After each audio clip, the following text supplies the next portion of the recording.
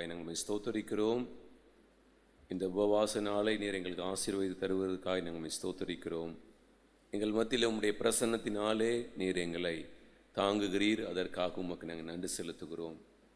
இந்த அற்புதமான வேளையில் தேவனே, உங்கள் வார்த்தையினாலே எங்களுடைய வாழ்க்கையை நாங்கள் இன்னும் சுத்திகரித்து கொள்ள, இன்னும் பரிசுத்தமாக உம்முடைய மார்பில் சாய்ந்து கொண்டு உங்கள் சத்தத்தை நாங்கள் கேட்டு அதன்படி நடக்கிறதற்கு ஆவியானவர் இந்த நாட்களை நீர் எங்களுக்கு விசேஷித்து கொடுத்திருக்கிறதற்காக உமக்கு நாங்கள் நன்றி செலுத்துகிறோம்.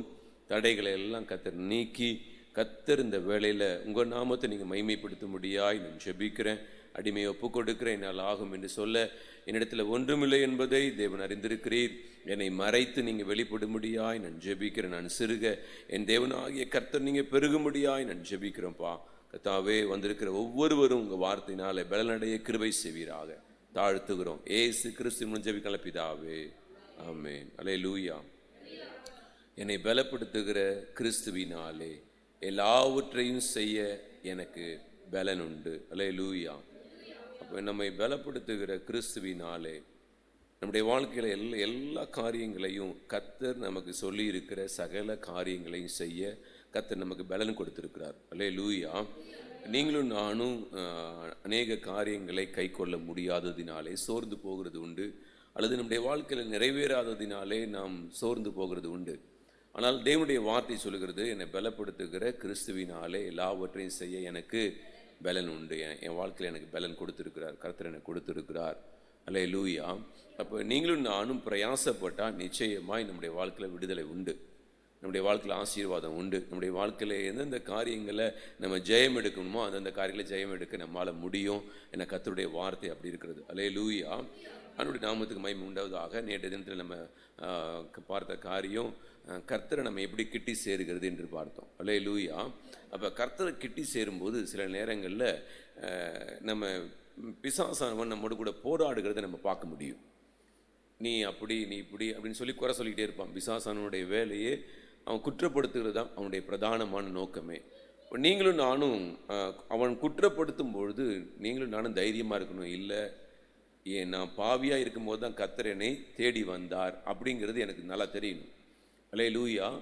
அப்போ நான் எந்த நிலைமையிலிருந்து என்னை தூக்கினார் அப்படிங்கிறத நன்றாய் அறிந்திருக்கணும். இன்னொரு காரியம், நான் ரட்சிக்கப்பட்டது உண்மை, நான் எழுந்தது உண்மை, ஆனால் இப்போ விழுந்ததும் உண்மை.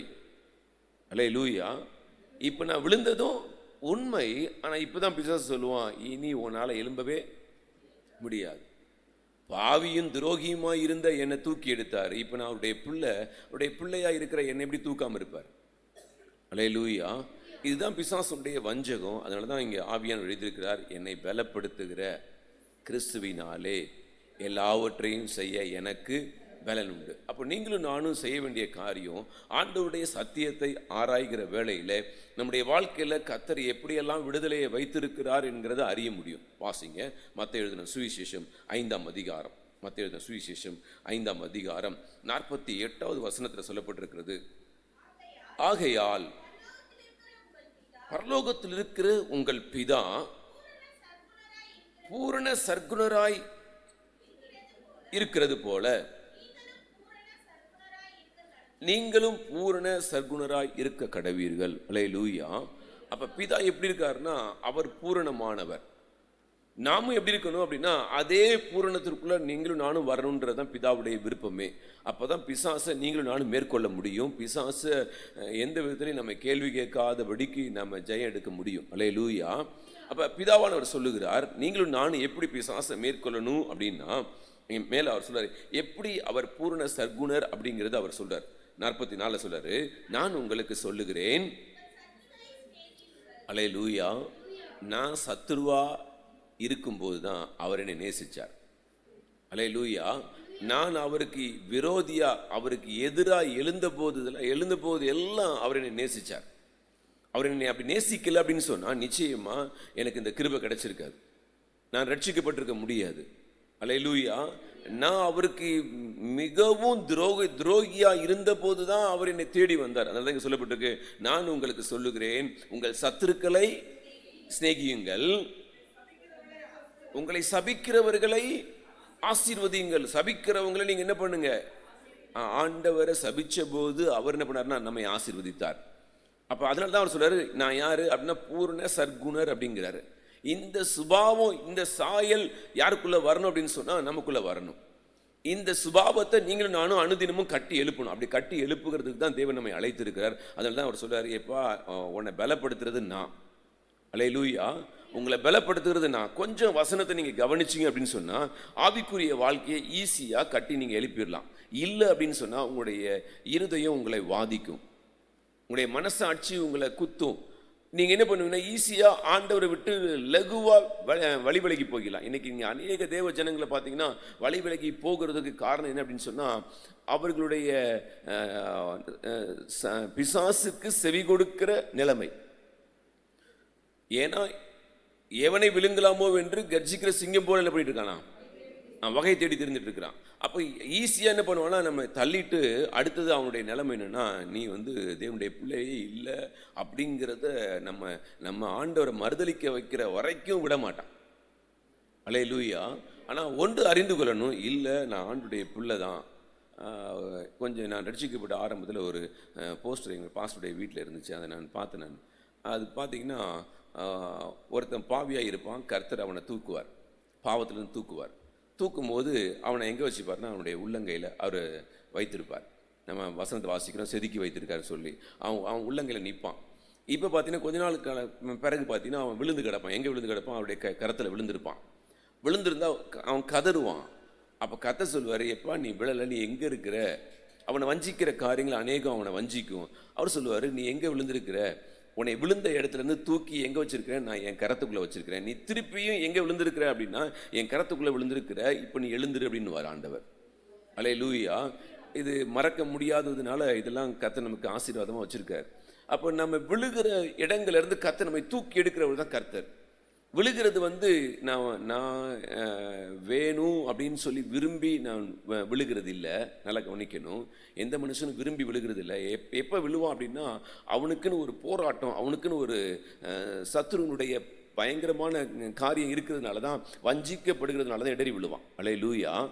அப்போ நீங்களும் நான் கொஞ்சம் கவனிக்கணும், எப்போ இயேசுவை ஏற்றுக்கொண்டோம், எப்படி ஏற்றுக்கொண்டோம், அதற்கெல்லாம் காரியங்கள் இருக்குது. நம்ம ஆண்டவரை எப்படி ஏற்றுக்கொண்டோம், எந்த நிலைமையில் இருந்து கர்த்தர் நம்மை தூக்கி எடுக்கும்பொழுது நம்ம அவரை விசுவாசித்தோம், அவரை அறிக்கை செய்து ஏற்றுக்கொண்டோம். இப்போ திரும்பி எப்படி விழுந்திருக்கோம் அப்படின்னு பார்த்தீங்கன்னா வித்தியாசங்கள் இருக்குது, நிறைய காரியங்கள் இருக்குது. ஆனால் நீங்களும் நானும் நமக்கு கர்த்தர் நியமித்திருக்கிற கிருபையை அறிந்து கொள்ளணும். இல்லை நான் எழுந்தாலும் நிமிர்ந்து நிற்கிறதுக்கு கர்த்தர் எனக்கு என்ன கொடுத்துருக்காரு? பலன் கொடுத்துருக்கார். அவர்களோ முறிந்து விழுந்தார்கள், நாமோ எழுந்து நிமிர்ந்து நிற்கிறோம். இது எப்படின்னா கர்த்தருடைய இறக்கம். அல்லேலூயா. துன்மார்க்கன் தீங்கு நாளுக்கு என்று என்ன பண்ணியிருக்கானா, அவன் நியமிக்கப்பட்டிருக்கிறான். ஆனால் கர்த்தருடைய பிள்ளைகள் மிகுந்த ஜாக்கிரதையாக இருக்கணும். நீங்கள் ஒரு இஸ்லாமியரை நீங்கள் இப்போ பார்த்தீங்கன்னு சொன்னால் அவங்களுடைய குரானில் சொல்லப்பட்ட அநேக காரியங்களுக்கு அவங்க யாராக தான் இருப்பாங்கன்னா வேற்று ஆளாக தான் இருப்பாங்க. கை கொள்வது இல்லை, அவங்க அப்படி கை கொள்வது இல்லை. ஆனாலும் பார்த்தீங்கன்னா அதில் எப்படி இருப்பாங்கன்னா உறுதியாக இருப்பான். இதில் இஸ்லாமை விட்டு நீங்கள் என்ன பண்ண முடியாது, பிரிக்கவே முடியாது, அவ்வளோ ஸ்ட்ராங்காக இருப்பான். ஆனால் ஒரு கர்த்தருடைய பிள்ளை அவன் தொழுகிறது பார்த்தீங்கன்னா எங்கே தான் இருப்பான், பாவத்தில் விழுந்துருப்பாங்க. ஆனால் எங்கே இருந்திருப்பான், மறுபடியும் கரெக்டாக தொழுகைக்கு போயிடுவான். ஆனால் நம்ம அப்படி கிடையாது.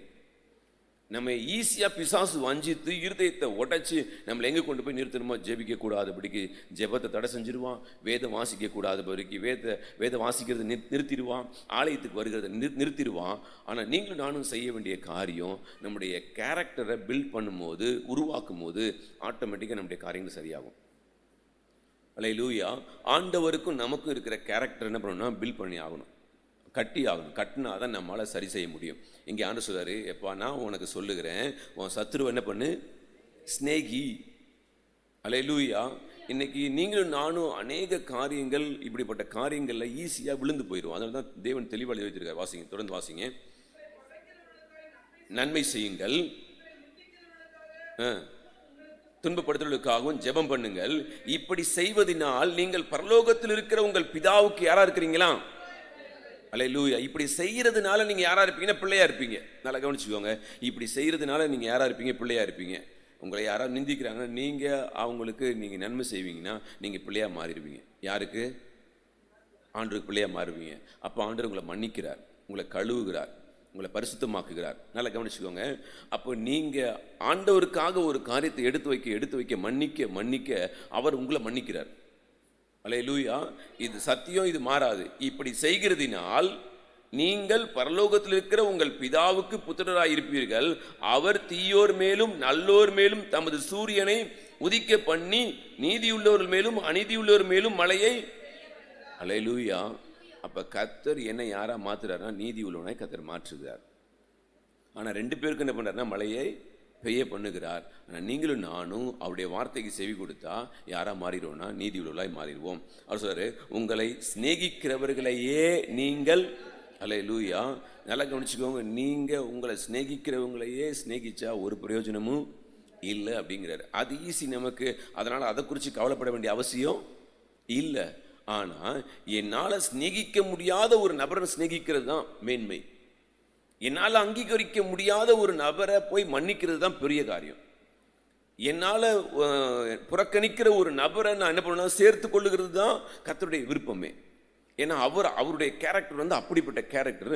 அந்த கேரக்டரை எனக்குள்ளேயும் உங்களுக்குள்ளேயும் கொண்டு வருகிறதுக்காக தேவன் சொல்றாரு, எப்பா நான் என்ன சொல்லணும் நீ அதை அப்படியே செஞ்ச அப்படின்னு சொன்னா நீ என்ன போலவே பூர்ண சர்க்குணராய் மாற முடியும்.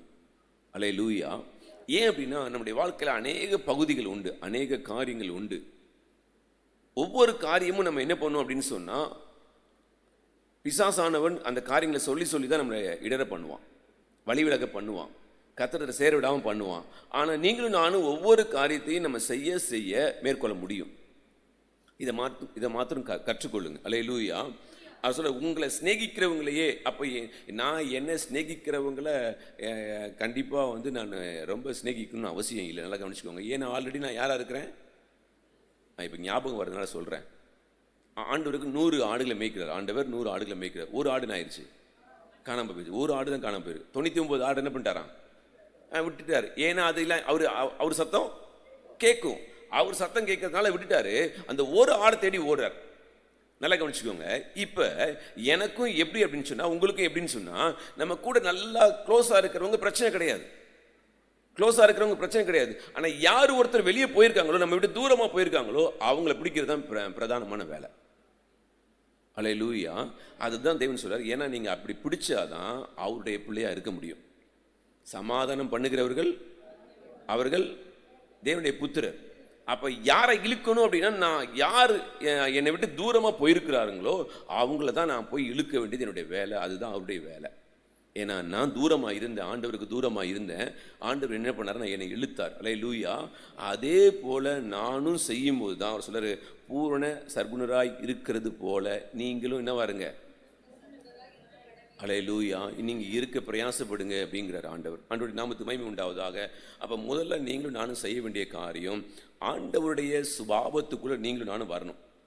நம்ம சொல்லுவோம் எங்களால் முடியாது, ஆனால் ஆண்டவருடைய வார்த்தை அப்போ பொய்யா மாறிடுமே. ஆண்டவருடைய வார்த்தை பொய்யா மாறாது ஒரு நாளும். அல்லேலூயா. அப்போ யார் தான் பொய்யனா மாறுறது? நான் தான் மாறணும், பொய்யனா மாறணும். கர்த்தருடைய வார்த்தை ஒரு நாள் பொய்யனா மாறாது. என்னை பலப்படுத்துகிற கிறிஸ்துவினாலே எல்லாவற்றையும் செய்ய எனக்கு என்ன உண்டு, பலன் உண்டு. அப்போ என்னை தாழ்த்தினா நான் போய் சந்திச்சிட முடியும். என்னை தாழ்த்தினா நான் போய் அவங்கள போய் பிடிச்சிட முடியும். அல்லேலூயா. என்னை தாழ்த்தாத வரையிலையும் யாரை சந்திக்க முடியாதுன்னு சொன்னால் இடறி போனவர்களை சந்திக்க முடியாது. என் மேலே கோவப்பட்டு போனவங்கள பிடிக்க முடியாது. அல்லேலூயா. அப்போ ஆண்டவருடைய விருப்பமே அப்படின்னா அவருடைய ராஜ்யத்திற்கென்று ஆத்துமாக்களை கொள்ளை பொருளாய் சேர்ப்பது தான் அவருடைய விருப்பம். அப்போ இன்னைக்கு யாரெல்லாம் ஆண்டவர் விட்டு வெளியே இருக்கிறாங்க அப்படின்னு பார்த்து நீங்கள் நானும் செய்ய வேண்டிய காரியத்தை செய்யும் போது நிச்சயமாய் அவருடைய ராஜ்யம் கட்டப்படும். அல்லேலூயா. அதனால தான் அவர் சொல்றாரு, நானும் என் ஜீவியத்தை என்ன பிடிக்கிறேன், காத்துக்கொள்கிறேன். அதே சமயம் காத்துக்கொள்ளுகிறதுனால அவருடைய ஊழியமும் நடக்குது. நல்லா கவனிச்சுக்கோங்க. ஏன் ஆவிக்குரிய வாழ்க்கையும் காக்கப்படுது, அதே சமயத்தில் இன்னொருத்தருடைய ஆவிக்குரிய வாழ்க்கையும் கட்டப்படும். எதனால் அப்படின்னா அவருடைய சுபாவம் எனக்குள்ள வர்றதுனால, அவருடைய அந்த கேரக்டர் எனக்குள்ள வர்றதுனால ஆண்டவரை போல நானும் மாறுகிறேன். அதனால இன்னொருவர் ரட்சிக்கப்படுறாங்க. அல்லேலூயா. அப்போ புரிந்து கொள்ளுங்க, என்னை பலப்படுத்துகிற கிறிஸ்துவினாலே என்னால் இறங்கி போக முடியும், மன்னிக்க முடியும், தாழ்ந்து போக முடியும்.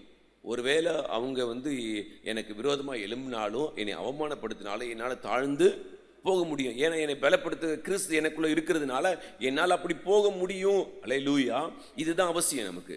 இது நமக்கு இல்லை அப்படின்னு சொன்னால் நம்மளுடைய வாழ்க்கையில் தேவனை மகிமைப்படுத்த முடியாது. அல்லேலூயா. அவனுடைய நாமத்துக்கு மகிமை உண்டாவதாக.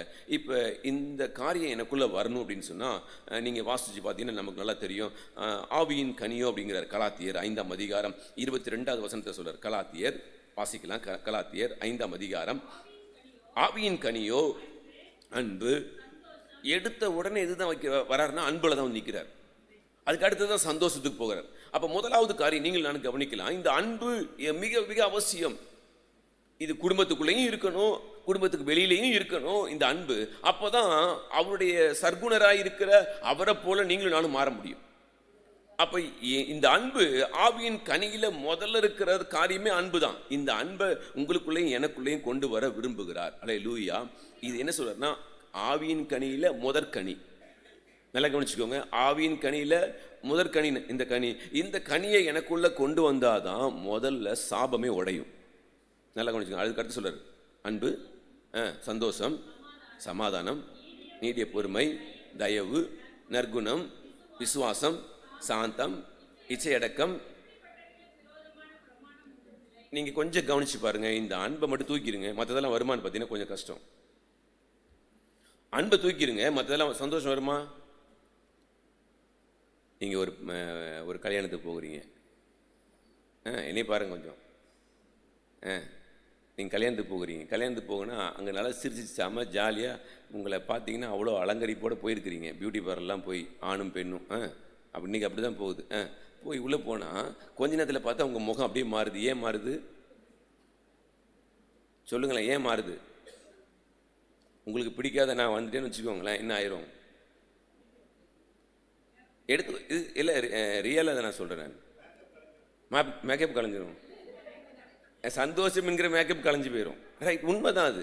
என்ன நமக்கு அவங்கள பார்த்தோன்னே அப்படியே நமக்கு ஏன்னா நமக்கு அவங்களுக்கு பேச்சுவார்த்தை கிடையாது. அந்த அளவுக்கு கடுமையாக வாக்குவாதத்தில் போயிருந்தது. போனதுனால நமக்கு அவங்களுக்கும் ஏன்னா முதல் அன்பு சந்தோஷம் போயிருச்சா? ஆனால் ஆண்டு சொல்றாரு அன்பு, சந்தோஷம், சமாதானம், நீடிய பொறுமை, தயவு, நற்குணம், விசுவாசம், சாந்தம், இச்சையடக்கம், இப்படிப்பட்டவைகளுக்கு விரோதமான பிரமாணம். அதுக்கு பேசிஸ் அன்பு தான். கனிகள்ல முதல் கனி அன்பு தான். இந்த அன்பு இருந்தால் மாத்திரம்தான் இந்த சகலமும் உள்ள வர முடியும், வர முடியாது. அல்லேலூயா. தேவன் அன்பாகவே இருக்கிறார். எல்ல வேணும், இருள் அவரிடத்துல இல்லை. அப்ப முதல்ல நீங்களும் நானும் சர்க்குணராய் மாறணும்னா முதல் எடுத்ததும் அன்பு தான் இருக்கணும். இந்த அன்பு நீங்க பாத்தீங்கன்னா அன்பு குறித்து அடுத்து நம்ம போகலாம். இந்த அன்பு அப்ப முதல் கனியே அன்பு தான். இந்த அன்பை நான் முதல்ல எனக்குள்ள கொண்டு வந்தாதான் என்னால் சகல காரியங்களுக்குள்ளேயும் போக முடியும். கனி கொடுத்தாதான் நான் ஆசீர்வாதமாக இருக்க முடியும். அல்லேலூயா. நீங்கள் கவனித்து பார்த்தீங்கன்னா இயேசு கிறிஸ்து அப்படி ஒரு பசியில் வேகமாக போகிறார். போனால் அத்தி மரத்தை தேடி ஓடுறார். பக்கத்தில் போனால் ஏன்னா செழிப்பு, பயங்கர செழிப்பாக இருக்குது. என்னை மாதிரி வச்சுக்கோங்களேன், வெள்ளை வெள்ளையமாக இருக்குது. பக்கத்தில் போனால் என்ன இல்லை, கனி இல்லை. சபிச்சிட்டாரு, போயிட்டாரு. காலைல வந்து பார்த்தா சீசருக்குலாம் பயங்கர ஆச்சரியம். என்னடா நேற்று சபிச்சார், இன்னைக்கு என்ன ஆயிடுச்சு? பட்டு போயிடுச்சு. கொஞ்சம் யோசிச்சு பாருங்க. இன்னைக்கு கிறிஸ்தவருடைய வாழ்க்கை மேலே ஷோவாக இருக்குது, உள்ளுக்குள்ள கனி இல்லைன்னு சொன்னால் கஷ்டம். ஞாயிற்றுக்கிழமை ஆராதனைக்கு வருகிறது உண்மைதான். ஆனால் என் வாழ்க்கையில் அன்பு இல்லை அப்படின்னா மற்ற எந்த கனிகளுமே உள்ளே வர முடியாது. அன்பு, ஒரே ஒரு அன்பு இல்லைன்னா மற்ற எந்த கனிகளும் வர முடியாது அப்படின்னு சொல்கிறேன். 99 ஆடுகளை விட்டுடலாம். ஏன்னா அது ஆல்ரெடி எங்கே தான் இருக்குது, நம்ம பேக்கெட்டில் தான் இருக்குது. எது தான் காணாமல் போயிடுச்சு? ஒன்றே ஒன்று தான் காணாமல் போயிருக்கு. அந்த ஒன்றே ஒன்று தான் பிடிக்கணும். அந்த ஒன்றை பிடிக்கிறதுக்கு நீங்களும் நானும் என்ன செஞ்சு தான் ஆகணும் அப்படின்னா, அன்புக்குள்ளே வரணும்னா கீழே இறங்கி தான் ஆகணும், தாழ்ந்து தான் போகணும், இறக்கப்பட்டு தான் ஆகணும். இந்த அன்பு, ஒரே ஒரு அன்பு சகல காரியங்களையும் கொண்டு வரும். இந்த அன்பு வந்து சகல கனிகளையும் உங்களுக்குள்ள கொண்டு வந்துடும். கொண்டு வந்துட்டா சாபம் இருக்காது. ஏசு சபிப்பாரா அப்படின்னா, ஏசு சபிப்பாரானா சபிக்க மாட்டார். எப்போ சபிப்பார்? எப்போ சபிப்பார்? என்கிட்ட வராரு, என்னை தேடி இந்த ராத்திரி வேலையில் வராரு. இந்த ராத்திரி வேலையில் வராரு, பார்க்குறாரு கனி இருக்குது. உடனே கனி என்ன பண்ணியிருப்பாரு? அவர் பசிக்கு என்ன இப்படி பார்க்குறீங்க எல்லாரும்? ஆண்டவர் பறிச்சு என்ன பண்ணியிருப்பாரு? சாப்பிட்ருப்பாரு. அப்போ நான் கனி கொடுத்ததுனால பொழைச்சேன். கனி கொடுக்காத கொடி எதுவோ அதை என்ன பண்ணுவாராம், கட் பண்ணிடுவேன்னு வேற சொல்கிறாரு. அப்போ கனி கொடுக்கலன்னா கட் பண்ணிடுவார். இப்போ நான் கனி கொடுக்காம வீட்டுக்குள்ளே உட்காந்துருக்கிறேன், அல்லது கனி கொடுக்காம ஊழியம் செஞ்சுட்டு இருக்கிறேன் அப்படின்னா என்ன பிரயோஜனம்? பேசே கனி தான். அன்பு அன்பு முதல் கனி அன்பு தான். இந்த கனி இருந்தால் தான் மற்ற 7 காரியங்கள் உள்ளே வரும், இல்லை வராது. வேணா மாய்மாலம் வேணால் பண்ணிக்கலாம், மாய்மாலம் வேணால் பண்ணலாம், நடிக்கலாம் வேற. ஆனால் எதை உண்மையை கொண்டு வர முடியாதுன்னா கர்த்தருடைய செய்கையை, அந்த பூரண சர்க்குணத்தை உள்ளே கொண்டு வர முடியாது. நீங்கள் நானும் போய் ஜெபத்தில் போய் உட்காந்தோன்னா கண்டிப்பாக நமக்குள்ள என்ன வேணும்னா போராட்டம் உண்டாகும். உண்மையாக நீங்கள் ஜெபிக்கிறவங்களா இருந்தீங்கன்னா உங்களுக்குள்ள போராட்டம் உண்டாகும். அவர்கள் மனசாட்சியிலே சூடுண்ட பொய்யருடைய மாயத்தினாலே வஞ்சிக்கப்பட்டுட்டாங்க அப்படின்னு சொன்னால் அது நீங்கள் என்ன பண்ணுவீங்க? ஈஸியாக ஜெபம் பண்ணுவீங்க, ஈஸியாக எல்லாம் பண்ணுவீங்க. ஆனால் உங்களுக்கு இருதயம் சுருக்குன்னு குத்துற இருதயமாக இருந்தால், வசனம் உங்களை குத்துமானால் உங்களால் கண்டிப்பாக ஆண்டோட கூட ஒப்புரவாகம் இருக்கவே முடியாது.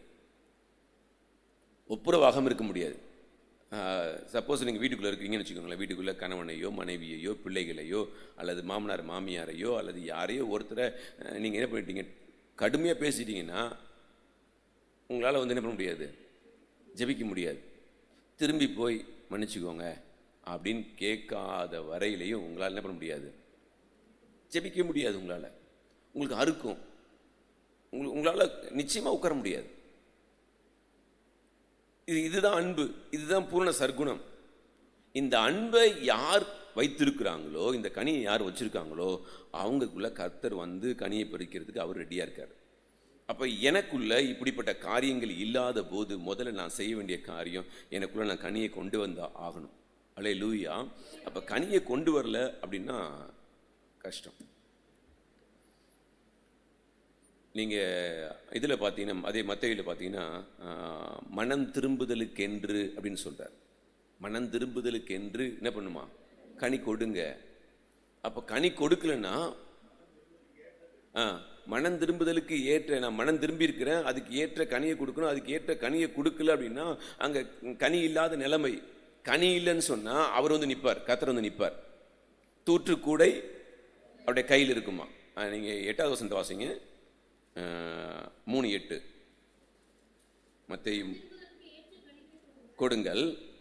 9-10 வாசிங்க. இப்பொழுது கோடாரியானது மரங்களின் வேறு அருகே வைத்திருக்கிறது, ஆகையால் நல்ல கனி கொடாத மரமெல்லாம் நல்ல கனி கொடுக்கலாம், அந்த மரத்தை நம்ம வெட்டிடுறாரு அவர்.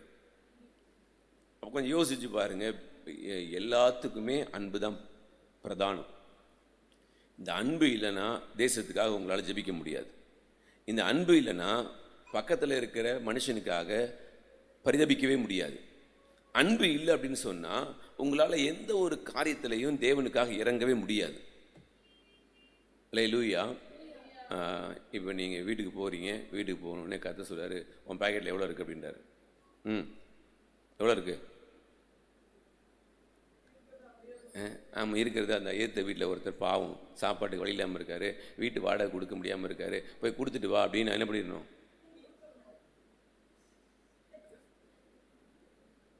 ஆண்டவர், நான் நாளைக்கு என்ன பண்ணுறது? என் வீட்டுக்காருக்கு என்ன பதில் சொல்கிறது? என் புருஷனுக்கு என்ன பதில் சொல்கிறது? என் மனைவிக்கு நான் என்ன பதில் சொல்கிறது? இதுதான் இங்கே இருக்கிற பிரச்சனையே. இன்னைக்கு இருக்கிற பிரச்சனையே இதுதான். கர்த்தருடைய சத்தத்தை நம்ம கேட்டோம் அப்படின்னா இன்னைக்கு ஈஸியாக கனி கொடுத்துடலாம். கர்த்தருடைய சத்தத்தை கேட்க முடியாததுனால தான் கனி கொடுக்க முடியாத நிலைமை. பேஸ் தான் அன்பு. அப்போ என்னை உடைக்கும் அது. அந்த அன்பு என்னை உடைக்கும்னா அங்கே போய் கொடுத்துட்டு வந்துட்டேன் அப்படின்னா அடுத்த வேலை எனக்கு சாப்பாடு இல்லை, அடுத்தது பஸ் ஃபேர் இல்லை, அடுத்தது எந்த காரியங்களும் இல்லை, அப்படியே நிற்கும். நிர்கதியாக நிற்க வேண்டியிருக்கும்.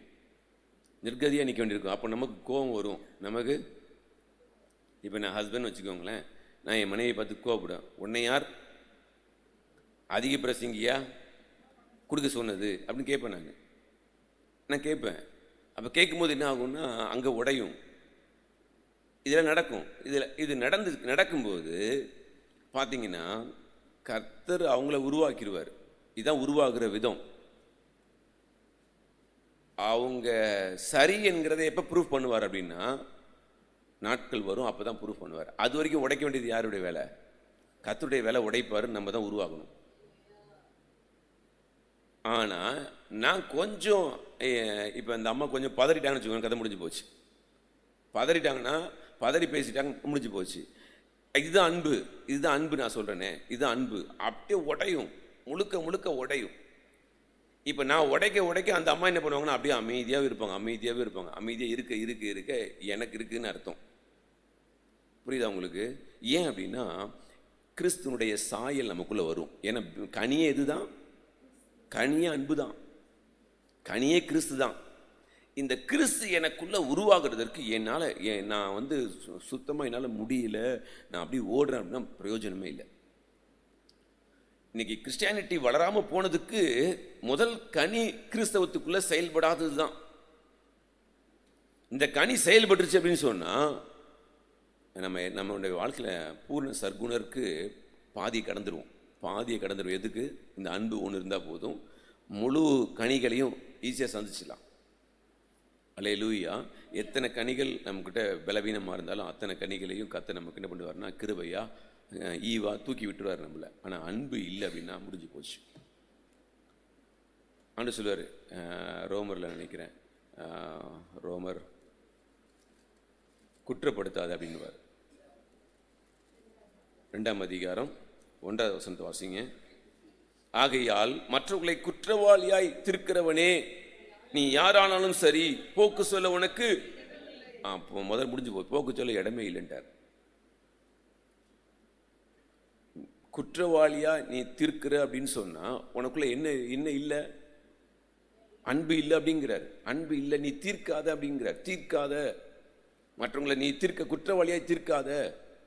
அப்போ ரொம்ப ஜாக்கிரதையாக நீங்களும் நானும் குற்றவாளியாய் தீர்க்காதபடிக்கு மிகுந்த எச்சரிக்கையோட இந்த ஓட்டத்தை நீங்களும் நானும் ஓட வேண்டியது அவசியம். அல்லேலூயா. இது கடைசி காலம், கவனிங்க. கடைசி காலம். ரொம்ப ஜாக்கிரதையோடு நீங்கள் ஓடும்போது சில காரியங்கள் நீங்களும் நானும் இழக்க வேண்டி இருக்கும். அன்பின் நிமித்தம் சில காரியங்களை உடைக்கப்பட வேண்டி இருக்கும். அப்படி உடைக்கப்படும் போதெல்லாம் நீங்கள் கவனித்து பாருங்கள், பிற்பாடு கர்த்தருடைய மகிமை வெளிப்படும். பிற்பாடு கர்த்தருடைய மகிமை வெளியரங்கமாகும். அன்பின் நிமித்தம் நீங்கள் இறங்க நீங்கள் தேவனுடைய பிள்ளைங்கிறத கண்டிப்பாக அவரால் ப்ரூவ் பண்ணாமல் இருக்கவே முடியாது. அந்த நேரம் சைலண்டாக இருப்பார். நல்லா கவனிச்சுக்கோங்க, அந்த நேரம் சைலண்டாக இருப்பார் கர்த்தர். ஆனால் அவருக்கு நேரம் வரும், நாம் யாருங்கிறத வெளிப்படுத்துவார். அது வரைக்கும் நம்ம எப்படி இருக்கணும்னா எந்த விதத்துலையும் எந்த சலனமே இல்லாமல் அந்த அன்பை வெளிப்படுத்திகிட்டே இருக்கணும். இதுதான் கர்த்தர் நமக்கு கொடுத்துருக்கிற கிருபை, அவருக்குள்ள இருக்கிற கிருபை. ஏன்னா அவர் சொல்றாரு, நான் எப்போ போனாலும் என்னை மன்னிக்கிறார். நல்லா கவனிச்சுக்கோங்க, நான் எப்போ போனாலும் உங்களை மன்னிக்கிறாரா இல்லையா? மன்னிக்கிறார். ரைட்டு. அநேக புருஷர்களுக்கு நான் சபையில் சொல்லிக் கொடுக்கணும்னு நினைக்கிறேன். அநேக புருஷர்களுக்கு என்ன தெரியலன்னா மனைவி கீழ்ப்படியணும்னு சொல்கிறாங்க. நான் சொல்கிறேன்ல, மனைவிகளே உங்கள் சொந்த புருஷருக்கு கீழ்ப்படியுங்கள். புருஷர்களே உங்கள் மனைவிகளிடத்தில் பாருங்கள், பாருங்கள் எல்லாருக்கும். என்ன நான் சொல்லணுன்னு இருக்கிறேன். நான் எப்படியாவது புருஷர்கள் என்ன பண்ணுறதுன்னா, நான் சொல்கிறத நீ கேளு. ஆனால் அதுக்கு முன்னால் வசனத்தை வாசிக்கணும். ஒருவருக்கு ஒருவர் தெய்வ பயத்தோட ஒருவருக்கு ஒருவர் கீழ்ப்பிடிங்கன்னு போட்டிருக்கு. தெய்வ பயத்தோட ஒருவருக்கு ஒருவர் கீழ்ப்பிடிக்கணும். அப்போ புருஷனும் கீழ்ப்படியணும், மனைவியும் கீழ்ப்படியணும். சரி, ரைட். இந்த அம்மா கீழ்ப்படுகிறாங்க, நல்லா கவனிச்சுக்கோங்க. இந்த அம்மா கீழ்ப்படினா அந்த அம்மா அடி வாங்கும். இவர் என்ன பண்ணணும்? அன்பு கூறணும். எப்போ வரைக்கும் அன்பு கூறணும்? சரி, இந்த அம்மா கீழ்ப்படியில என்ன பண்ணணும்? இந்த அம்மா கீழ்ப்படியில அன்பு கூறணும். அவர் அன்பு கூர்ந்துட்டு அவருடைய வேலை அன்பு கூறுகிறது தான் வேலை. அந்த அம்மா எதிராக செய்யுதுன்னா சிரிச்சுக்கிட்டே இருக்க வேண்டியதான். வெளியில் இருக்கவன் பார்த்து என்ன சொல்லுவான்? சொல்லுங்களேன். அவர் ஒன்று சொல்றாரு, அவர் கேட்டுக்கோங்க அப்புறமா போகும்போது. சரிண்ணா, பொம்பளை அந்த ஆளு யாரு? இப்போ யாருக்காக இந்த அடியை வாங்கினாரு? சொல்லுங்களேன். கர்த்தருக்காக. நல்லா கவனிச்சு, கர்த்தருக்காக. இப்போ யார் கேலி பண்ணாங்களோ அவங்களுக்கு வரும், அவங்களுக்கு நிற்கும். ஏம்மா நம்ம கிறிஸ்தவ ஓட்டத்தில் நம்ம கேஷுவலாக ஓடிக்கிட்டு இருக்கோம். அப்படி ஓடக்கூடாது. ரொம்ப ஜாக்கிரதையாக ஓடணும், நிதானமாக ஓடணும். அகஸ்டின் அழகாக சொல்லுவாங்க, எப்போ மதில் இருக்குது, அதில் மதிலில் கிளாஸ் பீஸ்லாம் வச்சுருப்பாங்க. இதில் ஜாக்கிரதையாக போகிற ஒரே ஆள் யாருன்னா பூனை மட்டும்தான். பூனை மட்டும்தான் ஜாக்கிரதையாக போகும். நம்மளை போக சொல்லுங்க பார்க்கலாம், அவ்வளோதான். காலை கிழிச்சு ரத்தம் வடிஞ்சு ஏசுராஜ்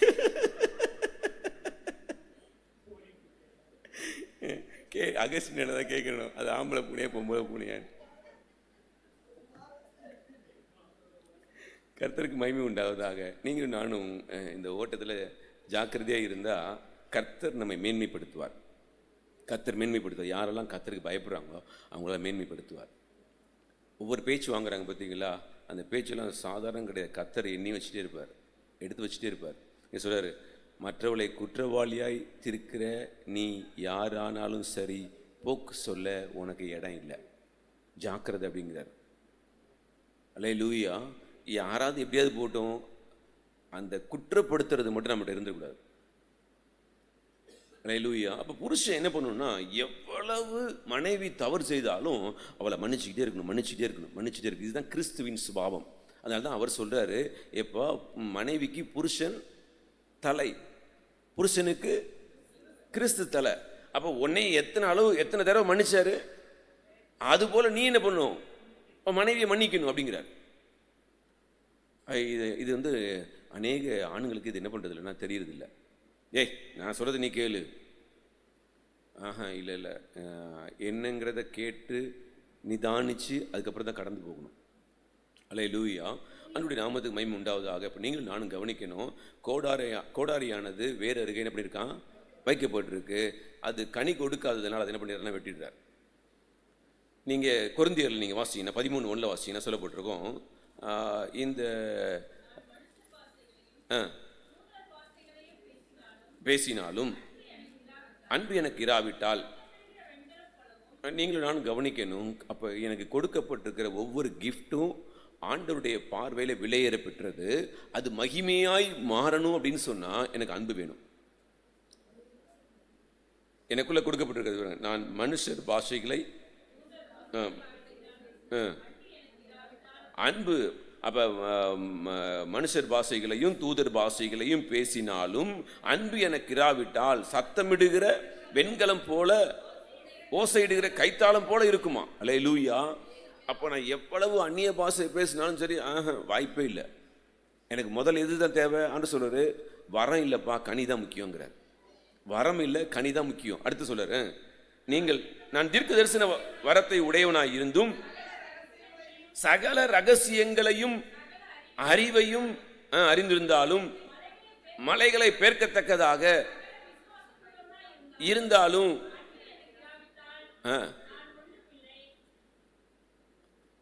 காலையில் இது யோசிச்சேன் நான்.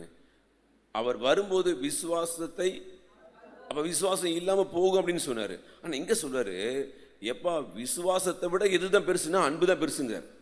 அப்போ அன்பு இருந்தால் விசுவாசம் இருக்கும். ஆனால் விசுவாசம் இருக்குன்னு சொல்லிட்டு அன்பு இல்லை அப்படின்னு சொன்னால் பிரயோஜனம் இல்லை. அல்லேலூயா. நான் தீர்க்க தரிசன வரத்தை உடையவனாய் இருந்து சகல ரகசியங்களையும் சகல அறிவையும் அறிந்தாலும், சகலவித விசுவாசம் உள்ளவனாய் இருந்தாலும் அன்பு எனக்கு இராவிட்டால் நான் ஒன்றுமில்லை. அல்லேலூயா. எனக்கு உண்டான யாவற்றையும் நான் அன்னதானம் பண்ணினாலும், என் சரீரத்தை சுட்டரிக்க கொடுப்பதற்கு கொடுத்தாலும் பிரயோஜனம் ஒண்ணுமே இல்லை. என்னத்தை கொடுத்தாலும் ஒன்றும் பிரயோஜனம் இல்லைன்றார். அன்புன்னு கொண்டு வந்துட்டார். சொல்றாரு. அடுத்து சொல்றாரு, அன்பு என்ன பண்ணுமா, நீடிய சாந்தம். ஒன்றையும் நம்ம எடுத்தோம்னா அன்புக்குள்ளே போகணும் அப்படின்னு சொன்னால், அப்போ பேசாமல் வாயை மூடிட்டு இருக்கிறது தான் பெஸ்ட்டு. வீட்டுக்குள்ளேயும் சரி, வெளியிலேயும் சரி, சபைக்குள்ளேயும் சரி, வாயை மூடிட்டு அமைதியாக போகிறது தான் பெஸ்ட்டு. ஏன்னா அன்பு சொல்லுது, அன்பு நீடிய சாந்தமும் தயவும் உள்ளது, பொறாமை இல்லை, புகழாது, இருமாப்பா இராது, செய்யாது, நாடாது, சினமடையாது, சந்தோஷப்படாமல் சத்தியத்தில் அன்பு எதில் சந்தோஷப்படுதான், சத்தியத்தில் சந்தோஷப்படுது. அல்லேலூயா. அப்போ நீங்கள் வாசிச்சு பார்த்தீங்கன்னா அவ்வளவு அருமையாக இருக்குது. கடைசியில் சொல்கிறாரு, 13 சொல்கிறாரு, இப்பொழுது விசுவாசம், நம்பிக்கை, அன்பு இம்மூன்றும் நிலைத்திருக்கிறது, இவைகள் அன்பே பெரியது. அப்போ எவ்வளவு மேன்மையான காரியங்களை கர்த்தர் வச்சிருக்கார். அப்போ முதல்ல நீங்களும் நானும் உருவாக்க வேண்டியது ஒன்று அன்பு. இந்த அன்பை நீங்களும் நானும் உருவாக்காம வேற எங்கேயாவது நீங்களும் நானும் போனோன்னா ஒரு பிரயோஜனமும் இல்லை. அல்லேலூயா. அப்போ முதல்ல நான் உபவாசிக்கிறது உண்மைதான், ஆனால் உபவாசத்துக்கு மேலே எனக்கு என்ன இருக்குன்னா அன்பு இருக்குது. நல்லா கவனிச்சுக்கோங்க. கண்டிக்கிற விதம் இருக்குது, அன்பு செய்கிற விதம் இருக்குது. நம்ம குழப்பிடக்கூடாது. அல்லேலூயா. இப்போ நான் என் பிள்ளை தப்பு செய்யும்போது கண்டிக்கிறது என் வேலை, ஆனால் கண்டுக்காமல் போகிறது இல்லை. அது பயங்கரமான பாவம் ஆயிரும். என் பிள்ளைய நான் பாவம் செய்யும்போது நான் கண்டிக்கிறது என்னுடைய கடமை. நான் அவங்களுக்கு எப்படி சொல்லிக் கொடுக்கணுமோ அதை சொல்லிக் கொடுக்க வேண்டியது, அவங்கள புரிய வைக்க வேண்டியது என்னுடைய வேலை. ரைட்டா? ஆனால் அதே சமயத்தில் குற்றப்படுத்துறது வேற, கண்டிக்கிறது வேற. குற்றப்படுத்துறது வேற, கண்டிக்கிறது வேற. நம்ம ரொம்ப ஜாக்கிரதையாக இருக்கணும், மாற்றி செஞ்சிடக்கூடாது. குற்றப்படுத்துறத தண்டிச்சிடக்கூடாது, தண்டிக்க வேண்டியதை குற்றப்படுத்திடக்கூடாது. ஜாக்கிரதையாக இருக்கணும். நான் என்ன செய்கிறேன், குற்றப்படுத்துகிறேன்னா, தண்டிக்கிறேனா, கண்டிக்கிறேனா அப்படிங்கிறது எனக்கு தெரியணும். அல்லேலூயா. அப்போ நான் தெரிஞ்சு ஒழுங்காக செயல்பட்டால் என் ஆவிக்குரிய வாழ்க்கையில் நான் வளர்ந்து தேவனுக்கு பிரியமான காரியங்களை செய்ய முடியும். மாம்சத்துக்குரியவனாய் இராமல் ஆவிக்குரியவனாக நான் வாழ முடியும். அல்லேலூயா. என்னை பலப்படுத்துகிற கிறிஸ்துவினாலே எல்லாவற்றையும் செய்ய எனக்கு பலன் உண்டு. அல்லேலூயா. அப்போ எனக்கு பலன் இருக்குது, என்னால் முடியும் ஆண்டவரை மகிமைப்படுத்த. ஒரே ஒரு காரியத்தை முதல்ல நான் சொல்லி முடிக்கிறேன். நிறைய இருக்குது, டைம் இல்லை, அதனால் நான் முடிக்கிறேன். நீங்கள் பார்த்தீங்கன்னா அப்போஸ்தலர் நடவடிக்கைகள் 17ஆம் அதிகாரத்தில் பெரோயா பட்டணத்தாரை குறித்து சொல்லப்பட்டிருக்கு.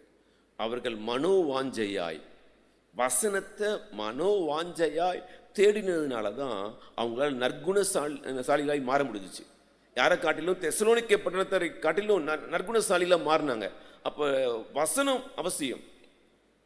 ஆண்டவருடைய வார்த்தை என்ன சொல்லுது அப்படின்னா, அன்பு தன்னை புகழாது, இருமாப்பாயிராது, தீங்கி நினையாது, அன்பு குற்றப்படுத்தாது. அல்லேலூயா. அன்பு சகலத்தையும் தாங்கும், சகிக்கும், நம்பும் அப்படிங்குது. அல்லேலூயா. அப்போ அன்பு அந்த கனி எனக்குள்ளேருந்து வெளிப்படணும் அப்படிங்கிறார். அப்போ இந்த அன்பு எனக்குள்ளேருந்து வெளியே வந்தால் மாத்திரம்தான் பிதாவை போல சர்க்குணராய் நான் மாற முடியும். அப்போ பிதாவை போல சர்க்குணராக மாறும் பொழுது நிச்சயமாக என் குடும்பத்துக்குள்ளே பயங்கரமான ஆசீர்வாதம் கடந்து வரும். அல்லேலூயா. அன்பு இல்லை, அங்கே என்ன இருக்கும்? அன்புக்கு பதிலாக என்ன இருக்கும்? அன்புக்கு ஆப்போசிட் கசப்பு. கசப்புனாலே முதல்ல ஆசீர்வாதம் நின்றும். அப்போ இந்த அன்பு மன்னிக்குது, இந்த அன்பு மற்றவங்களை பராமரிக்குது, இந்த அன்பு தேடுது, இந்த அன்பு இறங்கி வேலை செய்யுது அப்படின்னா அதுக்குரிய ஆசீர்வாதம் வந்துகிட்டே இருக்கும். நல்லா கவனிச்சுக்கோங்க. இதெல்லாம் யாருக்காக செய்கிறீங்கன்னா ஆண்டவருக்காக செய்கிறீங்க. புரிஞ்சுக்கோங்க. வசனத்துக்கு நீங்கள் என்ன பண்ணுறீங்க? கீழ்ப்படுறீங்க. கீழ்ப்படுகிறதுனால வருகிற ஆசீர்வாதம். ஆனால் வசனத்துக்கு நீங்கள் எதிர்த்து நிற்கும்போது என்ன ஆகும்னா அவ்வளவு ஆசீர்வாதம் அப்படி தடைப்படுது. ஒரே ஒரு காரியம் அன்பு தான். இந்த அன்பு இல்லை, ஆனால் சகல காரியங்களும் மூடுது நம்மளை. நல்லா கவனிச்சுக்கோங்க. சகல பாவமும் நம்மை மூடும். எப்போ? ஒரே ஒரு காரியம் அன்பு இல்லைன்னா. அடுத்தது கசப்பு என்ன சொல்லுது? வேர் முளைத்தல், கசப்பான வேர் முளைத்தெலும்பி அது அநேகர் என்ன பண்ணும்? தீட்டுப்படுத்தும்.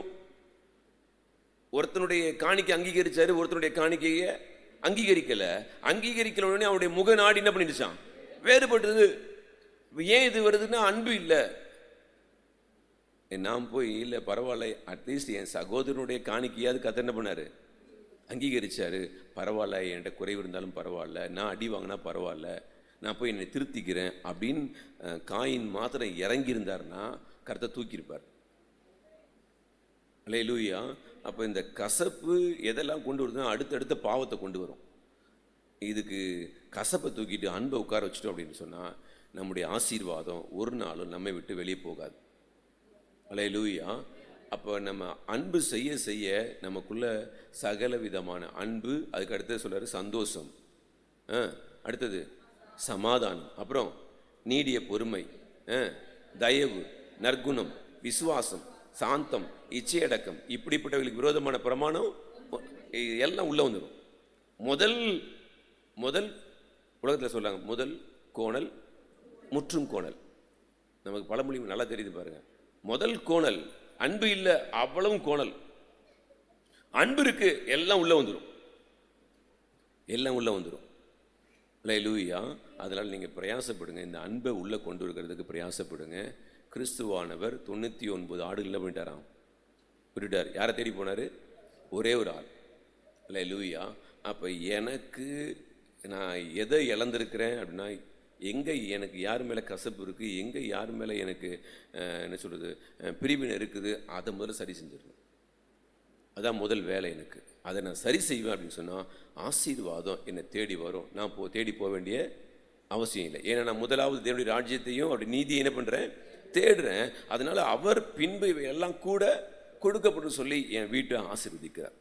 அப்படியே கண்களை மூடலாமே. அல்லேலூயா. தேவனுடைய கரம் நம்மேல் மகிமையாய் இருக்கிறத நம்ம பார்க்குறோம். அவர் அழகாக சொல்றாரு, என்னை பலப்படுத்துகிற கிறிஸ்துவினாலே எல்லாவற்றையும் செய்ய எனக்கு பலன் உண்டு. அல்லேலூயா. இப்போ என் வாழ்க்கையில் ஆண்டவர் வச்சிருக்கிற ஆசீர்வாதம் உன்னதமானது. 2 கொரிந்தியர் 2:13 சொல்லுவார், கிறிஸ்துவுக்குள் எப்பொழுதும் எங்களை வெற்றி சிறக்க பண்ணி எல்லா இடங்களிலேயும் எங்களை கொண்டு அவரை அறிகிற அறிவின் வாசனையை வெளிப்படுத்துகிற தேவனுக்கு ஸ்தோத்திரம். ரட்சிக்கப்படுவர்களுக்குள்ளேயும் கெட்டு போர்களுக்குள்ளேயும் நாங்கள் தேவனுக்கு கிறிஸ்துவின் நற்கந்தங்களாயிருக்கிறோம், நற்கந்தமாயிருக்கிறோம். அல்லேலூயா. காரணம் அன்பு. இயேசுவினுடைய அன்பு சிலுவை வரையிலும் கடந்து போனது.